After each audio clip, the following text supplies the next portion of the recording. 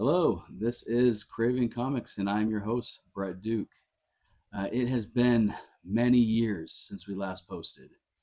Ricky and I are still best friends, and we started this YouTube channel and podcast many years ago as an outlet to be able to discuss things because we were going to college, we were growing our families, we were working at the same time, and this was just a wonderful outlet. But things get busy as life does. But I feel it's time to dust off that old mic and get back in the groove of things again. So here I am. Ricky, he may join me every now and then. I know that he still does read and enjoy Marvel as he always has. But I'm here to try and uh, share my thoughts on the comics that I've been reading over the last couple of years. But I'll just go over mainly my pull list. I mean, if you want to be able to know my thoughts and feelings, I guess the pull list is really the best place to start to know exactly what I'm reading and what I'm enjoying and what maybe I think is lacking. Um, to help out when it comes to at least me, what kind of comic do I look for? I am drawn by a good story. I know that many people that I talk with at the comic stores, they're drawn mainly by the art. And don't get me wrong, you can't have a great story with crappy art. It just doesn't really work. Pretty soon after issue 2 or 3, even I will probably fall off, and then you won't be able to have the majority of your audience finish that story or that story arc. But there are certain artists that I follow, but mainly writers. I follow a lot of writers that I enjoy. Now, don't get me wrong, there are very few writers that I feel that always stick that landing when it comes to the very end of a mini series or that particular um, amount of issues that they were covering because it's an ongoing. They were filling in for a certain amount of uh, years, and that's really where what I look for is mainly a good writer and then a decent artist. But I don't just read superheroes. I am mainly a DC guy. That's where I was uh, introduced to comics was through Batman the Animated Series, knowing that there was such thing as superheroes and that there were comic books. But I didn't really read comics until after I graduated high school. I was really big into sports, and I that was pretty much most of my life. And then uh, I would want to say around 16, I had a cousin that just dropped off a stack of Batman comics in front of me, and he said, "Hey, I know your birthday's coming up. Here's my birthday present to you," which I thought was interesting because he knew I had never really read anything when it came to comic book form. But it was a lot of Legends of the Dark Knight and a few detective comics as well. And they were not in order either. It was random issues, but somehow he got them, and he knew I liked Batman, and that's kind of where it all started from there. And when I went into my first comic book store, that's where I found where like I really need to be a part of this. It was Atomic Comics. It's no longer around anymore, but they were all over the valley in Arizona. Actually, if you watch the movie Kick-Ass, they actually have. I'm pretty sure I don't know if it's the exact logo, but they have Atomic Comics in that movie, and that was the first comic book store I went into. I went in there because I really enjoyed Batman the Animated Series and the Batman Beyond series as well. And we were walking around there. Of course, there was a lot of things Marvel, a lot of things DC. My buddy Ricky, who I was with at the time, he grew up reading Archie comics and Amazing Spider-Man, and I think he might have even been reading the Web of Spider-Man, is what I believe it is. Could be wrong about that. Again, it was more of like an 80s, 90s comic that I still haven't dipped into yet. But as we were walking, I saw that they had done a mini series for Batman Beyond, and it was the second printing of that mini series of the first issue. And I wasn't sure what it was. I thought it might have been just the very first issue. So I was really excited about it, and I picked it up. I really enjoyed it. This was back in 2008, maybe 2009. And ever since then, I've gone to comic book stores ever since then. My little brothers and sisters, I'm the oldest of five. I was driving them to the local comic book stores to be able to help them find that niche, whether it was anything dealing with fantasy, if it was dealing with superheroes, um, anything that really tickled their fancy at that moment. And my brothers and sisters to this day, they don't read as much as I do, but they will uh, pick up a comic. I would say about once a year, like a graphic novel, something from the local library, especially when it's free, and they'll read something and say, "Hey, have you read this yet?" And sometimes I have, sometimes I haven't. So it's a great discussion that we still talk about to this day, and it was all thanks to comic books. So, pretty much for me, I care about a good story, and I don't. I read mainly superhero comics. I read both Marvel and DC, but I really enjoy Image because you're able to really um, read crime noir there. You're able to read a little bit of fantasy. You're able to read into sci-fi. You're able to get in a lot of different genres when it comes to Image Comics that you can't uh, in DC and Marvel. And don't get me wrong, I still pick up things from Boom. I pick up things from Dark Horse Distillery. Not at the moment because the local comic book store that I go to no longer picks up from Diamond. Which, hey, Distillery, if you can, get on over to one of the other ones so I can start grabbing your comics. But I I thoroughly still enjoy comics, even though it's been, gosh, it's been almost 20 years. But what I'm gonna do is I'm gonna go over with you some of the comics that I are in my pulled list. I can't say this is all of them, but I fill a majority of them, and I'll start out with Marvel, and then I'll go to DC, and then I'll go to Image. Now, I may not be up to date on all these, but there's a reason why I pulled them, and I'll go over it with you. Okay, and this may be a three-parter. So let's start off with Marvel and go from there. All right. So when it comes to Marvel, my stack is pretty thin, at least for me. I only have, I believe, around seven comics right now that are in my pull list for Marvel. I do know that there are two more that are on my pull list, but they just haven't came out yet. One is dealing with Silver Surfer. I believe it's the death of Silver Surfer. And then the other one is a Marvel Knights. That's on the Marvel Knights line, which I haven't seen anything from that line in quite a while. So I just grabbed that immediately. I don't really know much about it. I think it deals with Black Panther, and I'm really excited to see where that goes. But other than that, I believe this is it. When I went through everything. So first off, the Ultimate Universe right now has been hit or miss with me, but what has been really a hit for me is Ultimate Wolverine. I really enjoy the idea of someone who is the quiet kind of guy, kind of like, I would say, kind of like Jack Reacher, uh, John Wick, where Wolverine. We understand that he is the in here he's the Winter Soldier, and we're understanding this ultimate side of him. And so far, I'm enjoying it because this is one of those moments where there's not as much spoken in it, but the art and the layout of it really tells the story. And I understand that probably later on it's going to work out where there will probably be more dialogue. But as of right now, where I'm at, I don't even think Wolverine's even said anything. I'm interested to say if he does say anything, or if he learns how to speak or anything like that. But so that'll be pretty interesting. Now, moving along with the Ultimate Universe is Ultimate Spider-Man. Now, this just as a forewarning, I did not grab the newest of all the comics I had. I just saw that somewhere here, somewhere there. I have a pretty decent catalog, making sure that everything is in rows, but sometimes I just grabbed instead of making sure that it was the newest one. Because I know that this one's 11 and I believe we're on 16.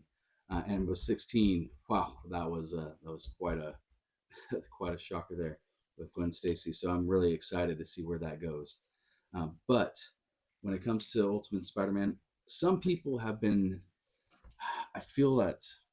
I've been hearing most of the noise online, if they're talking in a negative tone, is that they feel that it's too slow. And this is a new universe. And I'm okay with the world building slowing down so we can understand who these type of characters are. We recognize the names, but these again are completely different people. Uncle Ben is alive. And being able to know that Jameson Jones and him are, good friends. Why are they good friends? We get to see that friendship grow. I mean, Peter is married to MJ, something that, wow, I mean, we've wanted for how long? And we finally got it. It's just not in the 616 universe, but okay, we'll take a win when we can get a win. And the fans are definitely showing up for this. And I feel that that is a big reason to it, is that he has a wife and kids. He's progressing. But the reason why he's progressed so much is that, well, he hasn't had his powers until what, in his mid 30s, early 30s, around there. And I really feel that this comic and the world building of it is really helped out. Now, yes, has there been action, throughout every single issue? No, but it doesn't need to, because I feel that the way that Jonathan Hickman is laying this out is that over time there will be uh, plenty of action when it comes to facing whoever it may be, the Sandman, the Green Goblin, um, whoever villains there are. I really feel that in time it will be. It's just this world that he's building. He's making sure that we understand where we're at. So I'm thoroughly enjoying that. Now, Miles Morales, Spider Man. I really enjoyed this up until, I want to say it was just before the whole Marvel event that happened over the summer of 2024 with the whole vampires. As you could tell, I didn't really read that one at all, because I didn't really like the idea of it much. I'm not sure if it really did well, but I really didn't care for it. But it did affect Miles, and we'll see what happens, because right now he's still trying to stop becoming a vampire, and that's why the suit, he has the suit. And I feel like ever since a little bit before, it's been a little bit stale. They did that crossover with Deadpool. Wasn't really too excited about that. I understand maybe why they did it, because hey, Cody Ziegler's writing for both Deadpool and Miles Morales, so maybe that might help get enough copies for both. I don't know. Um, but when it comes to it, I'm still hanging on. It's just that I felt like it started out really well, with him being in the 616 universe, coming from the old Ultimate Universe. And now with this new thing that's going to be happening for this summer with that they're doing with him, I feel like now they're throwing him into something completely different again, which it might be good. It might be a good little change because of what's going on with this one. Blood Hunt. There we go. I knew it was going to come to me. So now the next one. This one was a very big surprise for me specifically, because I went in with very low expectations. But there was a YouTuber. I think uh, it was Mike Spider Slayer, and what he said was this particular comic was an all ages book, and he felt it was a very good story. So I picked it up, and I enjoy the story, and I know my kids can read it, and that's what I thoroughly enjoy. Is that it's kind of like Batman the Animated Series in a way where they don't dumb things down. That it's still a great story that anyone can pick up and read. You just know that also a child can read it. And so Spider Boy, I would feel as the was the biggest surprise for me last year. And because of that, I've thoroughly enjoyed it still. There's now Spider Girl. I believe that's going to be coming out here in a few months. He's been able to team up with practically most of the Avengers. I know it's been Spider Man, Captain America, Thor, and a few others. But I thoroughly enjoy where they're going and how he's been able to get his own rogues gallery. That's the other nice thing, is that he's not having to piggyback off of Spider-Man or anyone else, that he's getting his own gallery. And some of them, again, are so goofy and fun, but that's the point. It's an all ages book, great for kids. And this gallery really works out for him, with it being an all ages book. Now, moving on. This one is Aliens versus Avengers. I really liked the first one. and that's all I've read because of how long it is taking for these to come out. Because I feel like they're coming out once every 3 months, and so by the time number two came out, I really couldn't remember much about one other than, hey, I really liked it. I was really ecstatic for it, but I don't really remember what happened because of how long. And so when it comes to three, same kind of thing. I just realized, hey, it's going to be a 4 issue limited series. I'll just wait till number four comes out, and then I'll just read all four of them and do it that way. So I haven't read this particular one, but I am enjoying it. Again, another Jonathan Hickman book, and he, again, in my opinion, I feel like he's doing better than most when it comes to if he's landing, uh, sticking to the landing on a lot of these stories. I wasn't too, which I feel many people are on the same page as me, but I wasn't too keen on his Wolverine's Revenge. I think it was only 5 issues. I was so ecstatic for that to come out with him and then Greg Capullo doing the art, because Greg Capullo, I mean, with him doing Spawn and him doing Batman New 52, his art, he's one of my favorite artists because of just what he's able to draw. And so I was really ecstatic for Wolverine's Revenge, but yeah, that fell flat pretty fast. Even with his art, it just didn't feel like it was his best. Now this next one, One World Under Doom. This is the event going on right now with Doctor Doom, and I am going to finish this. But right now, this is really boring. Um, I'm hoping that something changes really quick. Ryan North, I know, is writing it, and it just doesn't seem or feel like that. The universe or the Earth is hanging on in the balance, and that Doctor Doom is going to be able to finally take control and be able to turn into whatever he envisioned in a horrible way. I mean, right now, Doctor Doom is doing okay, and there's even joking going on. If I remember, there's a panel of them kind of laughing and joking, which, I mean, if they're in dire times, you don't laugh and joke. It's a serious matter. That's why I feel Civil War is one of the greatest, events that Marvel did, because you could feel how dire they were at certain times. Even though that didn't deal with a villain really much, it just dealt with what's going to happen when it comes to that whole law that the government put through and whose side are you on. But again, I know that they're still early on in it. I'm not reading any of the side stories because I really stopped doing that after DC's Contagion. That really turned me off of most side stories because of how many side stories they did. And even though there were only that particular event had 2 issues, instead of doing a bunch, but still there were so many, and I just remember that really burning me because of just how much each one cost. So I really just kind of stick to the main event. Now, next is The Amazing Spider-Man. And this was actually given to me for free.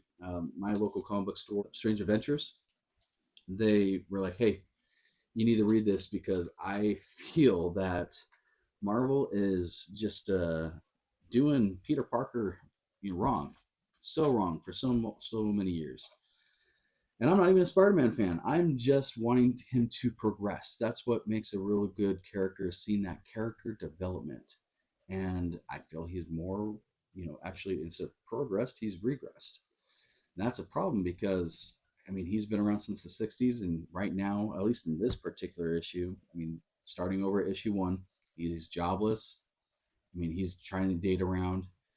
He's not really. I mean, MJ is still with Paul, if I remember correctly, and it's just he's not really progressed at all. I would say in maybe 15 years or so. So it's been a bummer because I feel with other characters in that span of time, and we can even say sometimes half that span of time, that you've seen them progress even a little bit, but sometimes whether it's the right direction or wrong direction. And what I mean by that is how sometimes they went through like an evil phase, for good or for bad. We understand that Captain America, I mean, we may not agree with what they did for many of us, but it was a direction still that they wanted to go into. And whether we accept that direction or not, it's still a direction. But when it comes to Peter Parker, it's just he's been still for just too long. And so I don't know how long I'm going to continue with this. I might give it just a few more issues. I'm not a completist because I do feel that if any, and I'm just talking about Marvel, but if any sort of comic book company is going to keep getting my money, they need to be able to keep providing stories I want to read. I'm not just going to pick it up just to complete the run, even though that'll just sit there. I buy enough comics as it is, and I'm not going to just pick up something just so I could say, I love that cover. Horrible story, but love that cover. And then flop it, in its place and never look at it again. I just don't have the space to do that. So that is my Marvel, stories that I'm pulling right now. Is there anything that you feel that I'm missing out on? When it comes to one shots, I didn't add these because again, they're one shots. There's a few one shots that I am reading here and there, such as I did pick up the Godzilla versus Spider-Man. I haven't read it yet, but I'm excited for it. I haven't had a chance to read the other ones yet either because I might just see if I should read them all together. But maybe you tell me if it's something that I should wait on or not. But if there's anything that you feel I'm missing out on, please let me know in the comments down below. And if this is something that you enjoy, let's keep the conversation going. And please like and subscribe. Appreciate you, and you have a good day.